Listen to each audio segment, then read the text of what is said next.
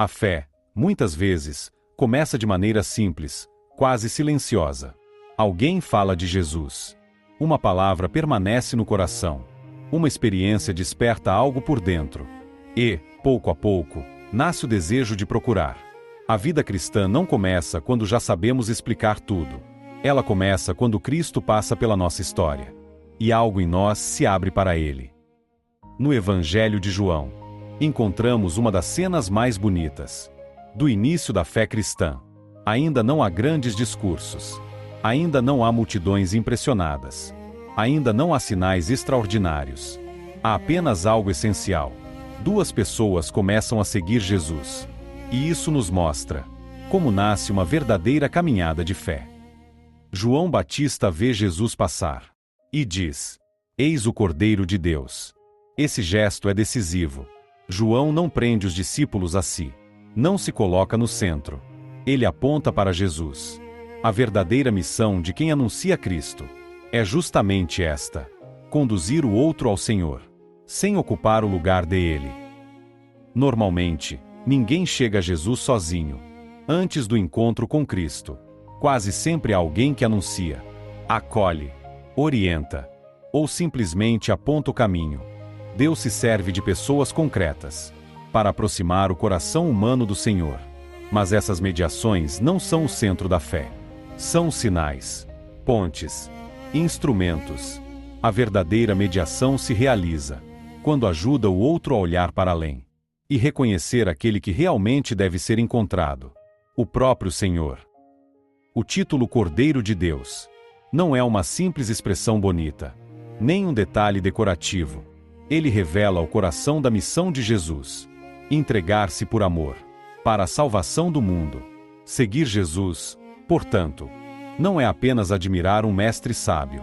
É acolher o Salvador que se doa, aquele que tira o pecado do mundo e abre para nós o caminho da vida nova.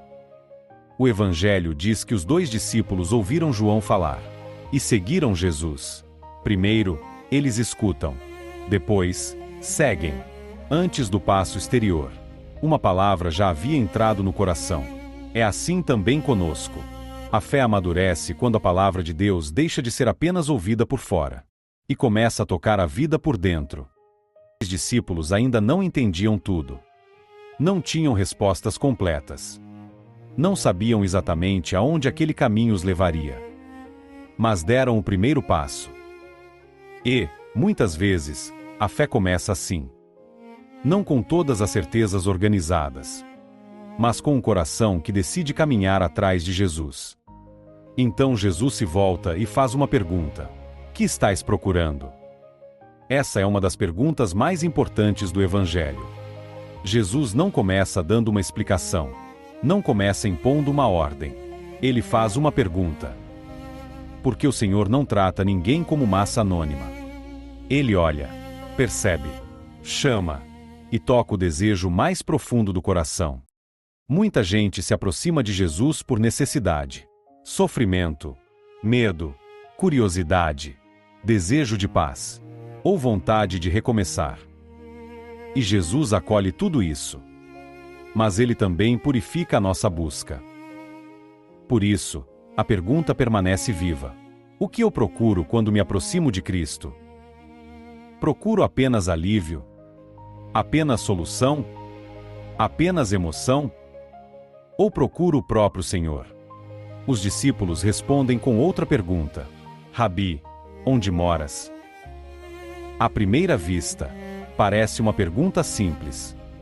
Mas, no Evangelho de João, morar, habitar e permanecer são palavras muito profundas.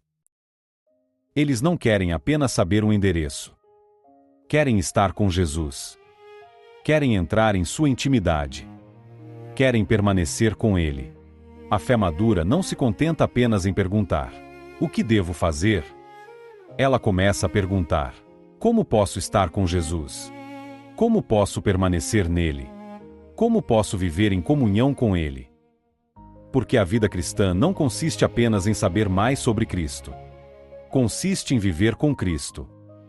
Jesus responde: vinde e vede.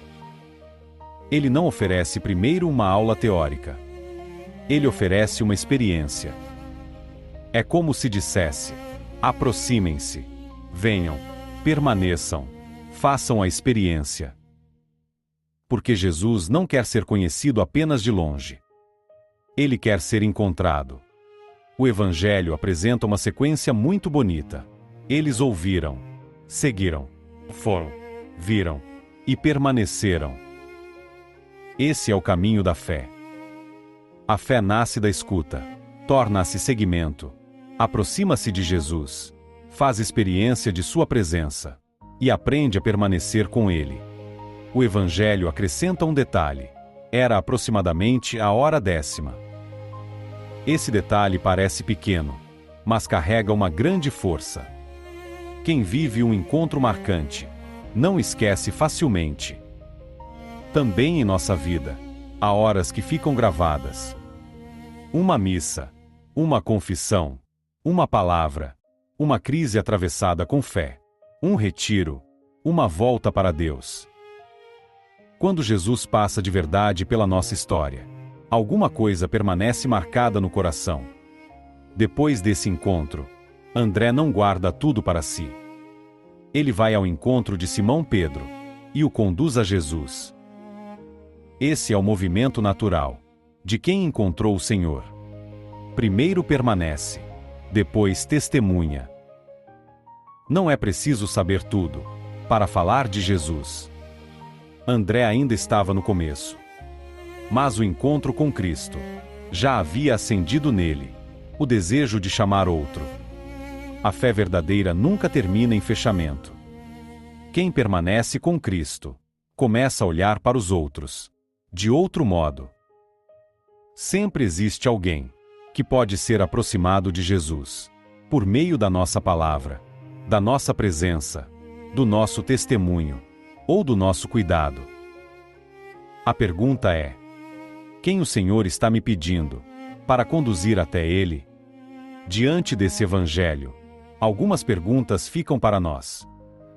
Quem foi, na minha história, a pessoa que mais me ajudou a olhar para Jesus? O que eu realmente procuro quando me aproximo de Cristo? Minha fé tem sido apenas hábito ou tem sido encontro?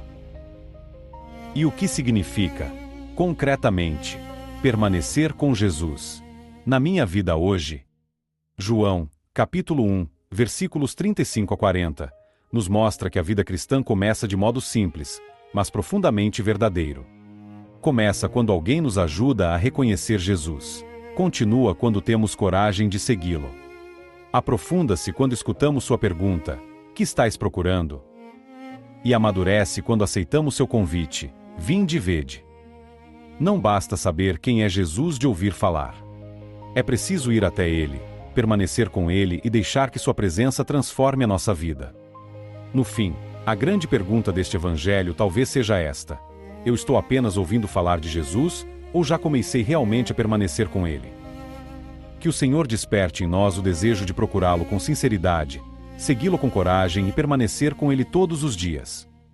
Porque quem permanece com Cristo nunca caminha sozinho.